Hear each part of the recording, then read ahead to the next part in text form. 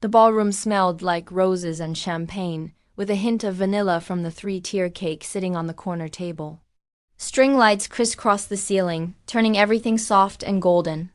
200 guests filled the space with laughter and conversation, the kind of warm buzz that meant people were actually having a good time. The jazz quartet was on break, and my new wife, Sarah, had just finished thanking her parents for the toast they'd given, the one that made half the room tear up. It should have been perfect. It was perfect, right up until my father stood up with his microphone voice, and my brother appeared at his elbow wearing a grin I'd seen my whole life. The one that meant he was about to take something of mine and call it sharing. My mother sat beside them, her signature lilac perfume so heavy I could smell it from 10 feet away, the kind that clings to furniture for days. She wore lavender chiffon that probably cost more than the photographer, and she was smiling her camera-ready smile, the one she'd perfected at 1,000 country club events. This moment had been building for 31 years. I was 9 when I realized my brother was the sun and I was the planet expected to orbit around him. He got the bigger bedroom because he needed space for his hockey equipment. I got the converted attic because I was good at making small spaces work.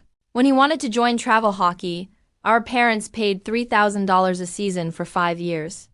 When I wanted to take coding classes, I got a library card and told to use the free resources. He got a car for his 17th birthday.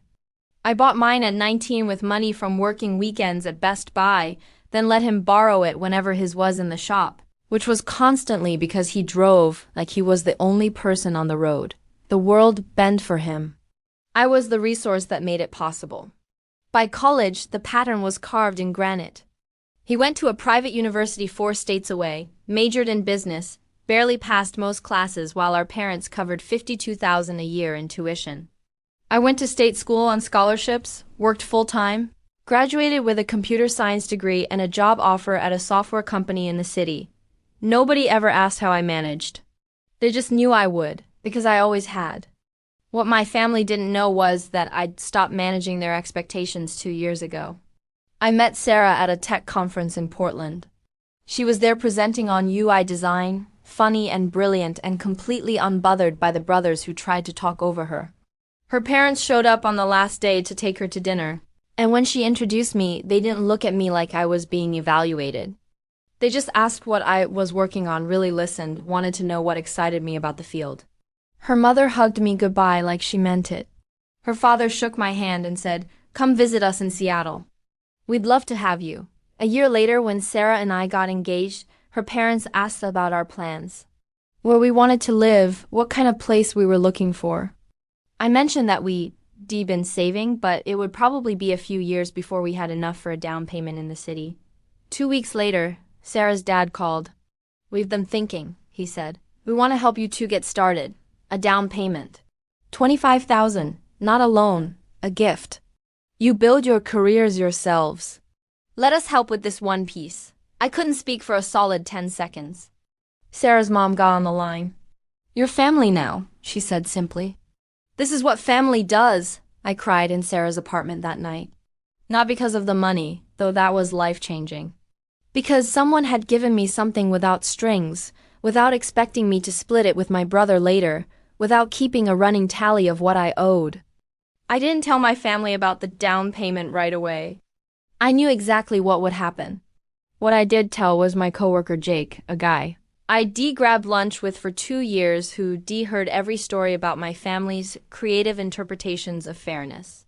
He knew about the time my brother borrowed my signing bonus to cover his rent. He knew about the graduation money from my grandfather that got redistributed for equity even though the card had only my name on it. He knew about my brother posting photos in my apartment like he lived there, calling it our place to his friends. "You need legal protection," Jake said 3 weeks before my wedding. "My sister's a paralegal. Let me connect you two." They wouldn't actually try something. I started, then stopped. Okay, they absolutely would. Jake's sister Melissa met with Sarah and me the next week. "A notarized declaration," she explained. "It states that all wedding gifts, including financial gifts, are titled in your names jointly and cannot be transferred, redirected, or claimed by third parties without both your written consent. We add a clause that any attempt to circumvent triggers legal review and forfeits future claims to any assets from Sarah's family. Sarah didn't hesitate. Let's do it. 2 weeks before the wedding, we signed the document in Melissa's office. It was notarized, sealed, filed. Sarah had it printed on heavy paper stock and kept it in a leather portfolio in her purse. You're not overreacting, Melissa said as we left. You're being prepared. Now, standing in the ballroom with my father's voice carrying over the hum of conversation, I understood why Sarah had insisted on keeping that document within reach. Your brother needs the down payment more than you two do, my father announced, loud enough that the tables nearest us went quiet. He's been trying to get into the housing market for years. You two have good jobs. You can save up again. My brother stepped forward, that familiar grin splitting his face. You guys are young. You'll be fine. I need it now. He was 33. I was 31. Apparently 2 years made me young and him desperate. My mother nodded, touching her pearl necklace the way she did when she was performing graciousness. It's the fair thing to do. We've always taught you boys to share. By share, she meant I gave and he took, but that was a distinction she'd never acknowledged. Sarah set down her champagne flute with a soft click that somehow cut through the noise. The guests at our table went completely still. Her parents, sitting 2 seats away, exchanged a look I couldn't quite read. Actually, Sarah said, her voice perfectly calm, perfectly clear, let me show you something. She reached into her purse and pulled out the leather portfolio. My father's smile flickered. What's this? Documentation, Sarah said, unfolding the paper. This is a notarized declaration stating that all gifts given to us as a married couple, including the down payment from my parents, are legally titled in both our names and cannot be transferred, redirected, or claimed by any third party without our explicit written consent. The jazz quartet had come back from break but hadn't started playing. The violinist was frozen mid-bow adjustment. Around us, conversations dropped off in a widening circle. My brother's grin vanished. What the hell?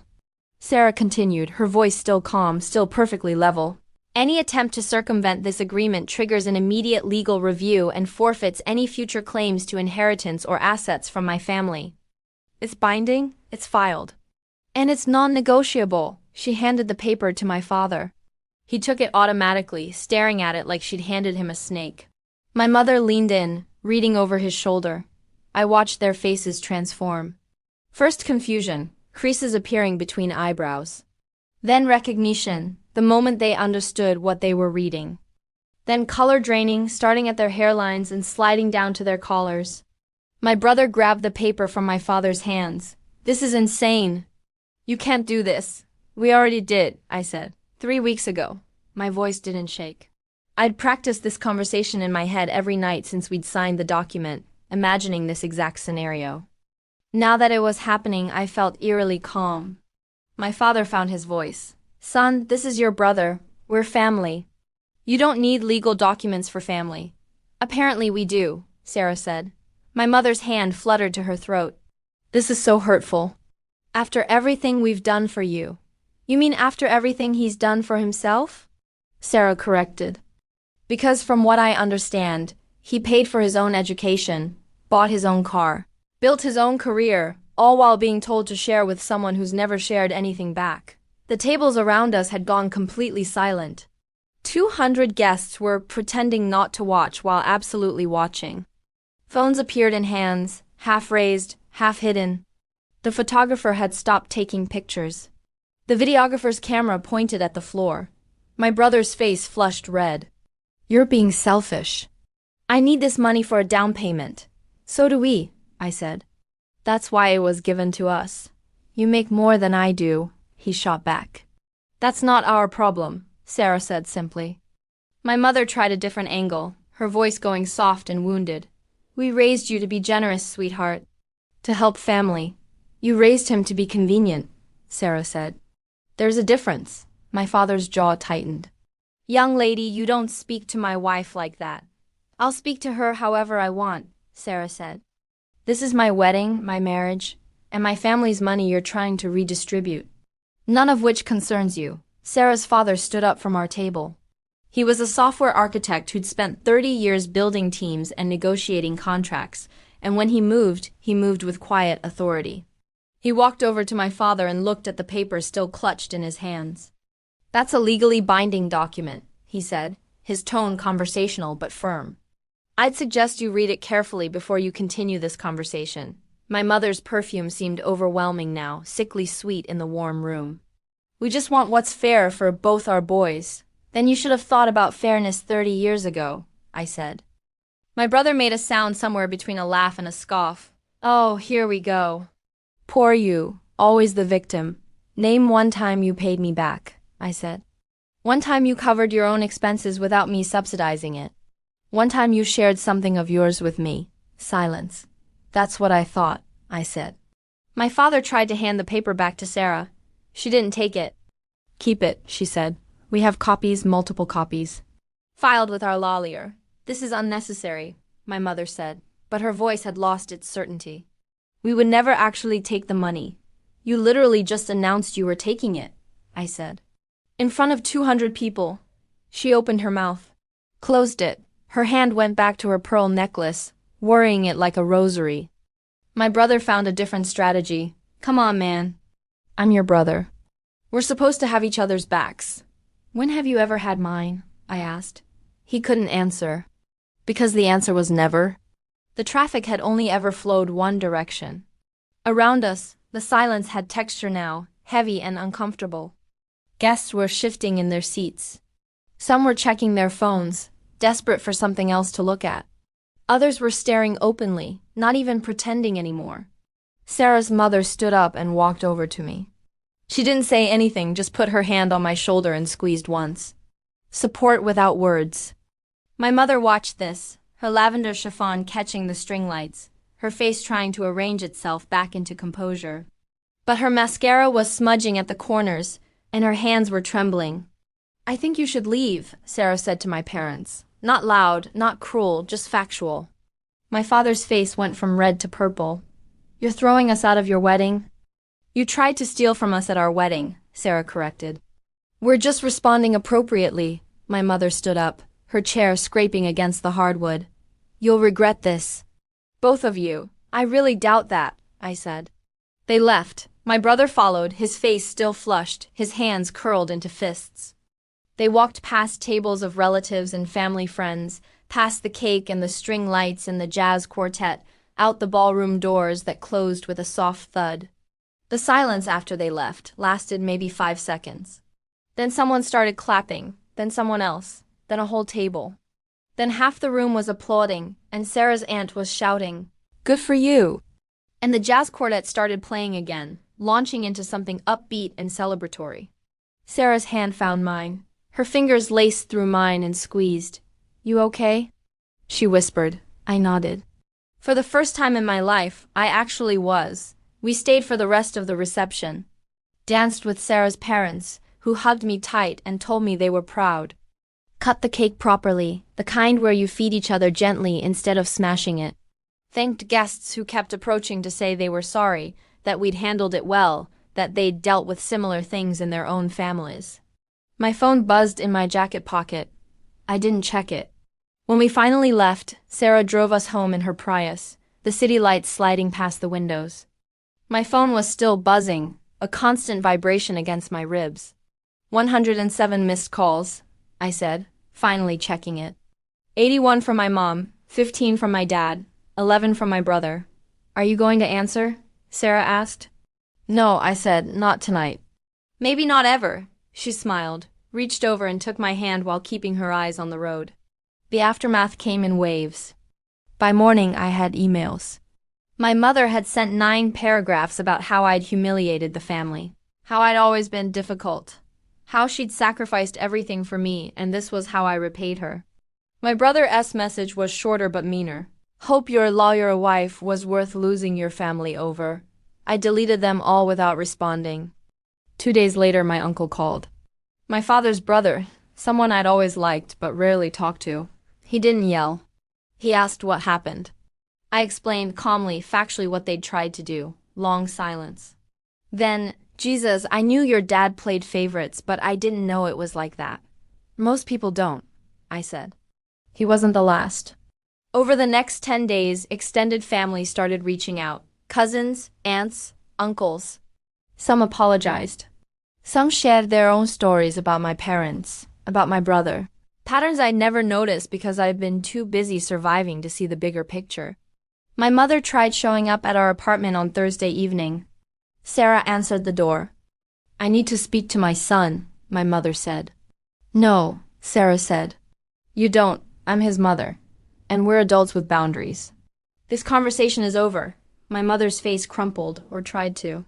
The performance grief, the kind designed to make people uncomfortable enough to give in.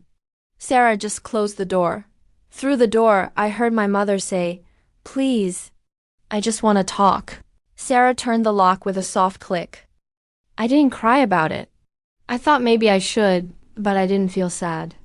I felt light, like I'd put down luggage I'd been carrying for 3 decades. A month later, Sarah and I sat in our new apartment, the one we found with the down payment from her. Parents drinking coffee on our balcony with Sunday morning sun warming our faces. My phone sat on the table between us, silent. It had been silent for 2 weeks. Do you miss them? Sarah asked. I thought about it, really considered it. I miss the idea of them, I said. The version I kept hoping they'd become if I just did enough, gave enough, proved myself enough. But the actual them? No. She nodded, understanding in the way only someone who'd seen it firsthand could. The phone that didn't ring anymore wasn't a loss. It was a gift.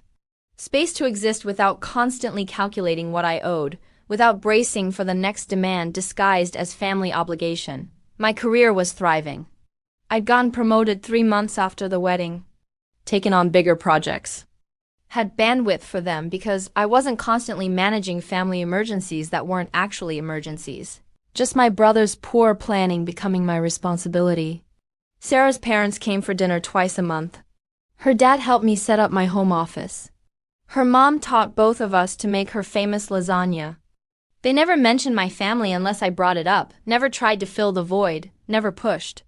They just showed up, consistently, with no conditions attached. That was the thing nobody tells you. Real family doesn't keep score. Real love doesn't demand repayment. Real support doesn't come with strings that strangle. Boundaries don't destroy families. They define them. The families that crumble when you set boundaries were never built on love. They were built on your compliance, your silence, your willingness to be smaller so everyone else could be comfortable. I wasn't smaller anymore. 3 months after the wedding, my brother sent a text. Can we talk? I need to borrow money. I stared at it for a long time. Considered all the ways that conversation would go. All the potential for manipulation, for minimization, for him to somehow make me the villain in his story. Then I blocked his number. Maybe someday he'd understand why what he'd done was wrong. Why announcing at my wedding that he deserved my wife's parents' gift was a betrayal. Maybe someday he'd do the work of becoming someone who could have an equitable relationship. But that was his work to do, not mine to manage. 4 months after the wedding, Sarah and I closed on a small 2-bedroom condo in a good neighborhood with a balcony overlooking the city. We used the down payment from her parents, got a reasonable mortgage we could afford, filled it with furniture we picked together.